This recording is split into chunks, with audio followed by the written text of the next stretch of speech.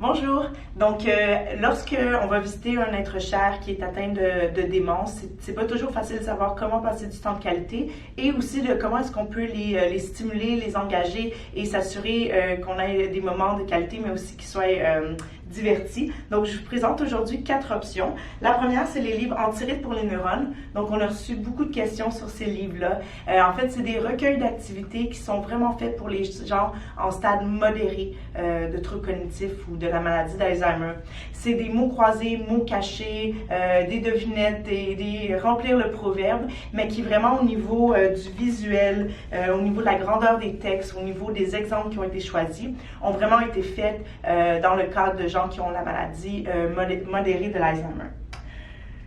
Si je continue dans la maladie peut-être modérée, donc les casse-têtes, des fois c'est le fun de faire des casse-têtes, on en a fait toute notre vie, mais lorsqu'on est atteint d'un trouble cognitif, on peut peut-être pas faire des casse-têtes aussi compliquées ou peut-être pas de la même manière, mais on aimerait ça que ce ne soit pas des casse-têtes pour enfants.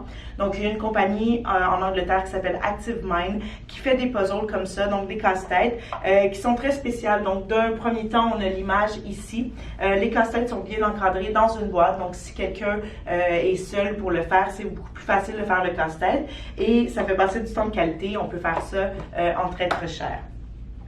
Et maintenant, si je vais un peu plus dans les stades avancés de la maladie, donc on vient de recevoir les aquapaints de cette compagnie qui s'appelle Active Mind. En fait, c'est des feuilles comme ça pour faire de la peinture, mais qui se fait seulement avec de l'eau et un pinceau. Donc avec l'eau, on vient appliquer comme si on faisait de la peinture et une vraiment belle image apparaît. Donc ça rajoute la confiance en soi et ça permet à la personne de faire une activité comme ça. L'image après ça sèche et on peut la réutiliser plusieurs fois. Et finalement, le dernier que j'ai ici, c'est un fidget en bois, en fait, qui permet de garder les mains occupées pour les gens qui aimeraient avoir toujours quelque chose dans les mains. On en a qui tournent, on en a qui twistent et on en a d'autres qui roulent.